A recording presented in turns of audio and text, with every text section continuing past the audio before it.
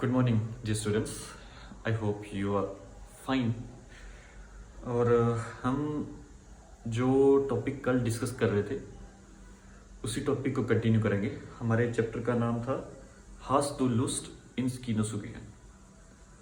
तो कल हमने ये डिस्कस किया कि अगर हमारी बॉडी एक फिक्स पोजीशन पे है तो क्वेश्चन किस तरह पुट होता है और उसका आंसर किस तरह दिया जाता है, राइट। आज हम ये डिस्कस करेंगे कि अगर हमारी बॉडी मूवमेंट में है, हमारी बॉडी मोशन में है, तो क्वेश्चन किस तरह पुट होगा और उसका आंसर किस तरह दिया जाएगा, राइट। So let's start. तो सबसे पहले तो क्वेश्चन इस तरह पुट होगा, इंग्लिश की बात करें, where are you going, where are you going to eat something, where are you going to play cricket, इस तरह के सेंटेंसेस। तो let's take the example. Example is,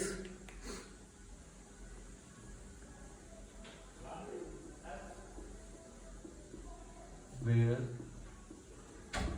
do you go to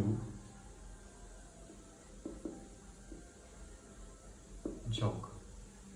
Where do you go to jog? या फिर where are you going to jogging? Going to do jogging. So अब jogging करना that is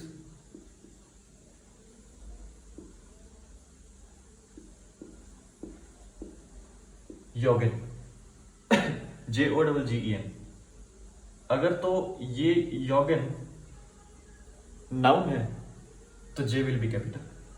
अगर ये जोगिन योगिन verb है तो J will be small. Keep in mind, right. Now, let's get back to the sentence. Where do you go? तो मैंने आपको कल क्लास में बताया था कि where जो है डोइश में वो तीन तरह के है, कहाँ, कहाँ को, कहाँ से, ये तीन फॉर्म्स है। तो ये है कहाँ को, where to वाली सेंस है यहाँ पे। So we will put the question word first, that is wohin। वोहिन, वेयर टू, वोहिन। उसके बाद वर्ब, वर्ब इज योगिन या फिर गेहन, दो वर्ब्स हैं। तो हम क्या करेंगे, जॉगिंग, जो जॉगिंग है इसको तो लेके चलेंगे हम एज ए नाउन और वर्ब लेके चलेंगे को, गेहन। सो वोहिन और गेहन, गेहन is the verb and subject is you, that is दू। सो गेहन को जब दू के अकॉर्डिंग कॉन्जुगेट करेंगे तो ये बनेगा गेस्ट, वोहिन गेस्ट दू। सबसे पहले क्वेश्चन वर्ड, सेकंड पोजीशन पे वर्ब, देन सब्जेक्ट, वोहिन गेस्ट दू। उसके बाद क्या बचा, ये ऑब्जेक्ट, ऑब्जेक्ट इज योगन। So योगन,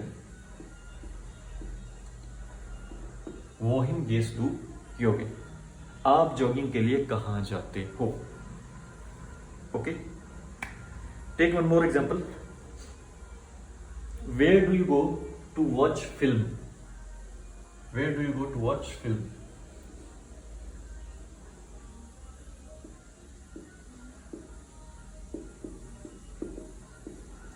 film again where to वाली सेंस है। सो सब क्वेश्चन स्टार्ट होगा, सेंटेंस स्टार्ट होगा वो हिन से। वो हिन अगेन गेहन, गो इज गेहन वी नो, और यू इज दू। सो सेकेंड पोजीशन पे आएगी वर्ब, दैट इज गेहन, और that too we have to conjugate according to दू। सो दू के अकॉर्डिंग जब हमने गेहन को कॉन्जुगेट किया तो बना गेस्ट, वो हिन गेस्ट दू। उसके बाद सब्जेक्ट दू, to watch the film. Watch the film क्योंकि हमने वर्ब ऑलरेडी ले ली तो इसको हम सब ऑब्जेक्ट की तरह लेके चलेंगे। Watch the film is film ज़ेहन, वो इंगेज दू,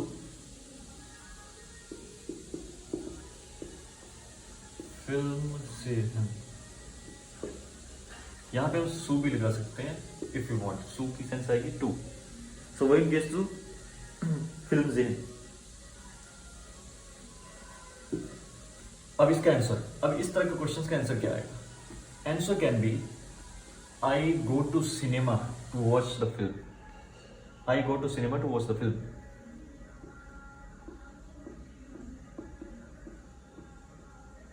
I go to cinema to watch film.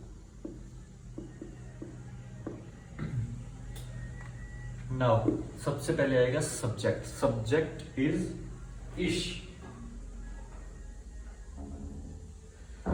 इश इज आवर सब्जेक्ट. इश. Now verb is go. Go is गेहन. सो गेहन को जब इश के अकॉर्डिंग कॉन्जुगेट करेंगे ये बनेगा गेहे. इश गेहे टू सिनेमा. To cinema.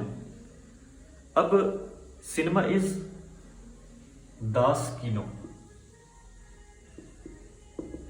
दास कीनो. इससे पहले वाले जो हमने सेंटेंसेस किए थे उसमें हमने क्या किया था कि हमने सेंटेंसेस को चेंज किया था डाटी फॉर्म में. क्यों? क्योंकि लोकेशन फिक्स थी, बॉडी पोजीशन फिक्स थी. लेकिन यहां पे हमारी बॉडी है मूवमेंट में, because we are going somewhere. तो जब बॉडी मूवमेंट में हो, मोशन में हो, we change the sentences to accusative form, right. तो दास को जब अक्यूजेटिव में चेंज करेंगे तो ये दास का दास ही रहेगा. सो इश्क है इन दास कीनो.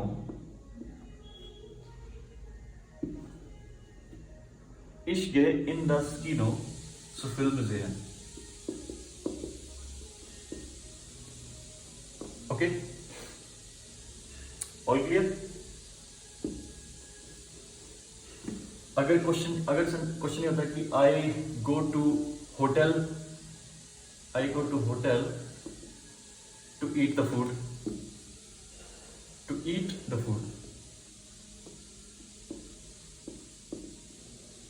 तो क्या होता है? सबसे पहले सब्जेक्ट दैट इज इश, देन गो. वर्ब को गेहन को अगर कॉन्जुगेट करेंगे इश के अकॉर्डिंग ये बनेगा गे. इश गे इन दास होटल. बाकी जो भी पोर्शन आएगा वो पीछे. अब देखिए यहां पे भी होटल का आर्टिकल रहता है दास. तो दास को हमने दास ही रखा क्योंकि अक्यूजेटिव में दास स्टेज एज दास. क्लियर. अब देखिए इसमें समझने लायक बात क्या थी कि जब भी हम ऐसा क्वेश्चन पुट करेंगे जिसमें हमारी बॉडी मूवमेंट में, तो हम जो क्वेश्चन वर्ड यूज करेंगे दैट विल बी वो हिन, वेयर टू. और अगर कोई आ रहा है कि आप कहां से आ रहे हैं, where are you coming from, तो वो है. सो यहां पे हम यूज करेंगे वो हिन. सेकेंड थिंग कि अगर बॉडी मूवमेंट में तो सेंटेंस रहेगा अक्यूजेटिव फॉर्म में. तो आर्टिकल को हमें अक्यूजेटिव फॉर्म में चेंज करना है. मींस अगर मान लीजिए होटल का आर्टिकल देयर होता, जो कि है नहीं, ये दास एक्चुअल में, अगर ये देयर होता तो देयर अक्यूजेटिव में चेंज होके बनता है देन. तो यहां पे आता देन. लेकिन दास है होटल का आर्टिकल, तो दास अक्यूजेटिव में जाके दास ही रहता है, इसलिए हमने दास लिखा. सो बॉडी मूवमेंट में है तो सेंटेंस हमारा अक्यूजेटिव में. बॉडी फिक्स पोजीशन पे है तो सेंटेंस जाएगा डाटिव में. Simple as that. Okay, now move further. अब आपको डायरेक्शंस के बारे में थोड़ा मैं डिस्कस करना चाहूंगा आपके साथ कि हमें ये बोलना है कि सीधा जाइए, लेफ्ट जाइए, राइट जाइए. तो उस डायरेक्शंस को कैसे बोला जाएगा? डायरेक्शंस को डॉइश में बोलते हैं रिस्टुम.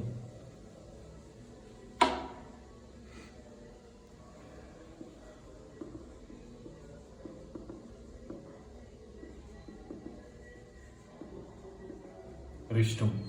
और डायरेक्शंस रिस्टुंगन. RICHTUNGEN. रिस्टुंगन. डायरेक्शंस कौन कौन सी होती है? We know right, left. दो तो ये होगी. स्ट्रेट.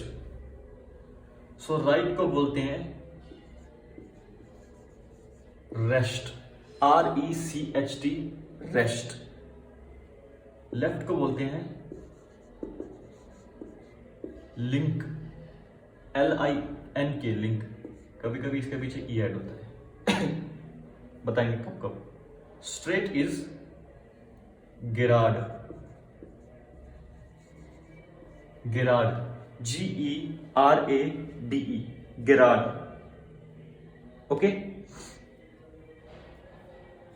ओके, इसके अलावा हमें समझना जरूरी है, अब इनके अलावा लिंक्स भी हो जाता है कभी कभी। इसके अलावा कभी कभी आपको लिंक लिखा मिलेगा, कभी कभी लिंक, फिर ई एट द एंड, कभी कभी s at the end, links. So इनके अलावा हमें जो सेंटेंसेस बनाते वक्त यूज करना है, दोज आर प्रेपोजिशंस। अब मैं प्रेपोजिशंस बताऊंगा।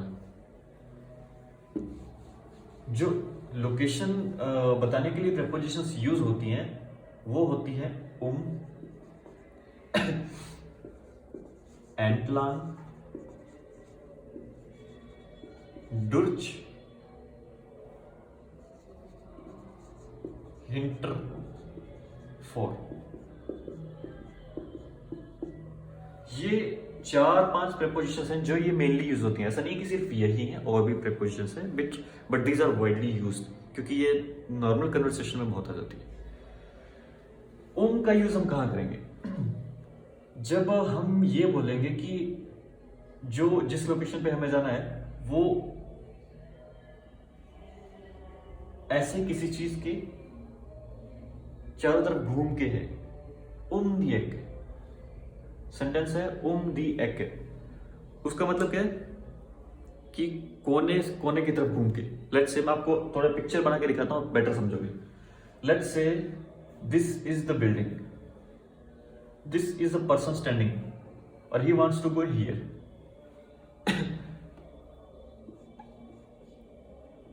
ये पर्सन है P, ये लोकेशन है L। इस पर्सन को यहां पे जाना है। इसने किसी पर्सन से किसी और से पूछा कि ये लोकेशन L कहां पे है, तो व्हाट ही विल से दी एक। इसको बोलते हैं एक, किनारा, कोना, ECKE, एक। दी एक कि किनारा घूम के जाओ।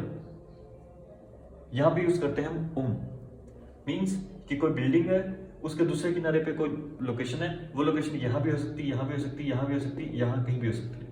तो इसको हम क्या बोलेंगे कि दी एक के जाओ, किनारे के ऊपर से घूम के जाओ।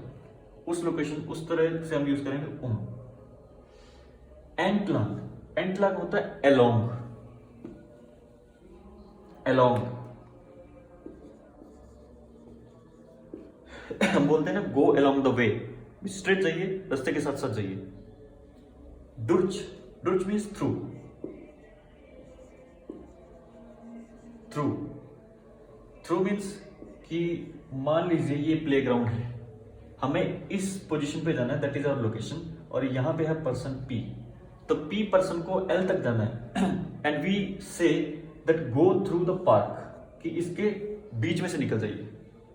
तो डुर्च, डुर्च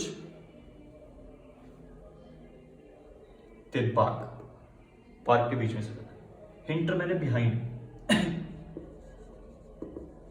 बिहाइंड।